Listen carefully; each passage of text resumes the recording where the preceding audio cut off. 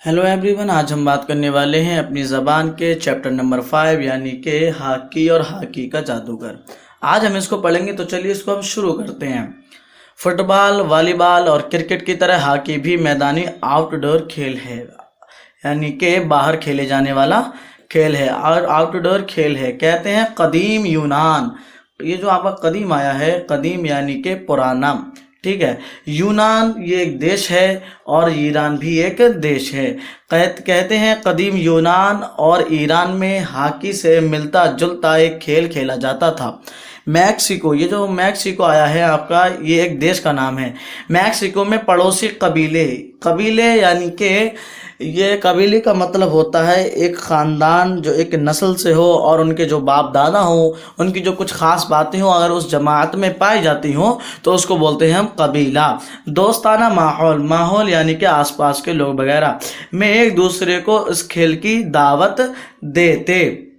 खेल तुलुए आफताब से लेकर गुरूब आफ्ताब तक चलता था। तुलुए आफ्ताब यानी तुलु हम कहते हैं निकलने को, आफ्ताब यानी कि सूरज, गुरूब यानी कि डूबना, आफ्ताब यानी कि सूरज, यानी कि खेल तुलुए यानी कि सूरज निकलने से लेकर सूरज के डूबने तक चलता था। गोल कई मील, ये जो मील आपका आया है, मील हम कहते हैं ये 1 किलोमीटर से ज़्यादा का होता है, 1760 गज का होता है और एक गज लगभग 32 से 36 इंच के बीच में होता है के फासले यानी कि दूरी पर होते और हर टीम में तकरीबन 1000 खिलाड़ी होते थे।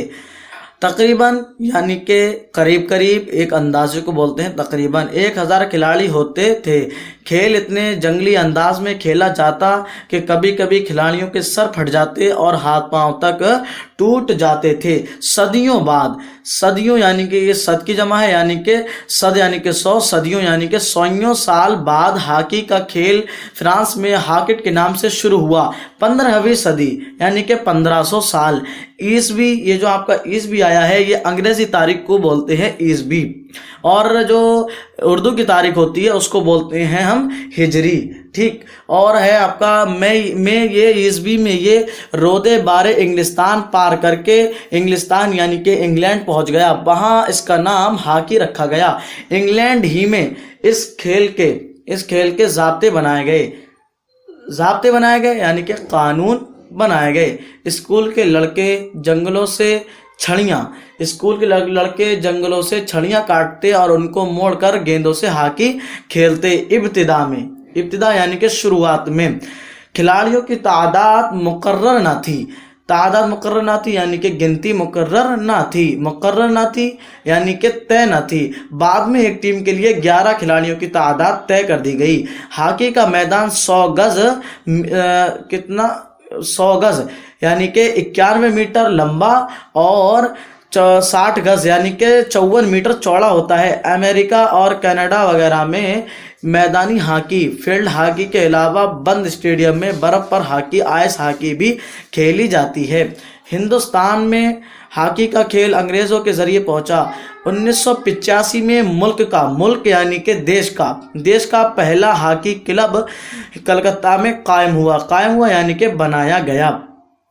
हिंदुस्तान ने पहली दफ़ा 1928 के ओलंपिक, ये जो ओलंपिक आपका आया है, ओलंपिक ये हर 4 साल बाद एक बार खेल खेला जाता है और ये दुनिया के अक्सर देशों की टीम इसमें खेलती हैं, इसी को बोलते हैं ओलंपिक, ठीक है। 1928 के ओलंपिक खेलों में हाईलैंड को फाइनल में हराकर हॉकी में तलाई तमगा हासिल किया यानी कि सोने का मेडल हासिल किया। इसके बाद तकरीबन 40 साल तक हिंदुस्तानी टीम हॉकी के खेल में सारी दुनिया पर छाई रही। और आपका आगे है हिंदुस्तानी हॉकी की तारीख। मेजर यानी कि फौजी अफसर को बोलते हैं मेजर। ध्यानचंद के जिक्र के बगैर मुकम्मल नहीं हो सकती यानी कि पूरी नहीं हो सकती। वो इलाहाबाद के एक राजपूत खानदान में 29 अगस्त यानी कि 1905 को पैदा हुए। 16 साल की उम्र में फौज में मामूली सिपाही की हैसियत से भर्ती हुए। मेजर के ओहदे तक तरक्की की।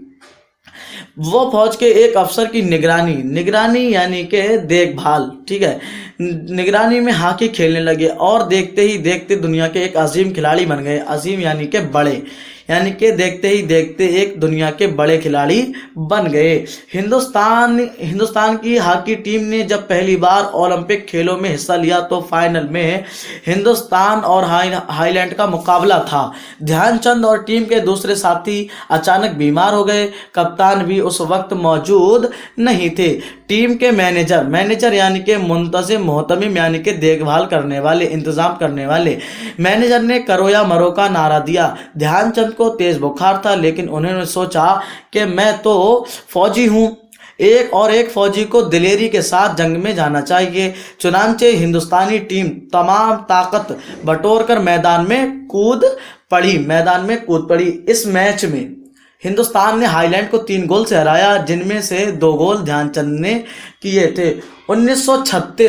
1936 के बर्लिन ओलंपिक मुकाबलों में ध्यानचंद को हिंदुस्तान की हॉकी टीम का कप्तान चुना गया। फाइनल मुकाबला हिंदुस्तान और जर्मनी की टीमों के दरमियान था यानी कि बीच में था। यह मुकाबला बड़ा सख्त साबित हुआ। मैच के दरमियान गेंद हर वक्त ध्यानचंद की हॉकी स्टिक, ये जो स्टिक आया है यानी कि इससे वो वही छड़ी जिससे हॉकी खेली जाती है उसको बोलते हैं स्टिक, के साथ चिपकी रहती थी। गेंद अपने काबू में रखने के इस अजीब तरीके को देखकर तमाशाई हैरान रह गए। मुकाबले का इंतजार करने वाले कुछ लोगों को यह शक होने लगा कि कहीं ध्यानचंद की स्टिक में कोई ऐसी चीज तो नहीं लगी है जो गेंद को उनकी जानिब यानी कि तरफ, ठीक है, जानिब हम बोलते हैं तरफ को, अपनी जानिब खींचे रहती है। चुनांचे ध्यानचंद को दूसरी स्टिक से खेलने के लिए कहा गया। दूसरे स्टिक से भी ध्यानचंद ने धड़ाधड़ गोलों का तांता बांध दिया, यानी कि लगातार कई गोल किए। अब जर्मन यानी कि जर्मनी का रहने वाला हुक्काम को यकीन हो गया। हुक्काम ये हाकिम की जमा है यानी कि अफसरों, ठीक है, हुक्काम यहाँ पर है। अफसरों को यकीन हो गया कि जादू स्टिक का नहीं बल्कि ध्यानचंद की लचकदार और मजबूत कलाइयों का है। वहां के तमाशाइयों ने उसी वक्त से ध्यानचंद को हॉकी का जादूगर कहना शुरू कर दिया। इस ओलंपिक में हिंदुस्तानी टीम ने कुल 38 गोल किए, जिनमें से 11 अकेले ध्यानचंद ने किए थे। और आपका आगे है, सारी दुनिया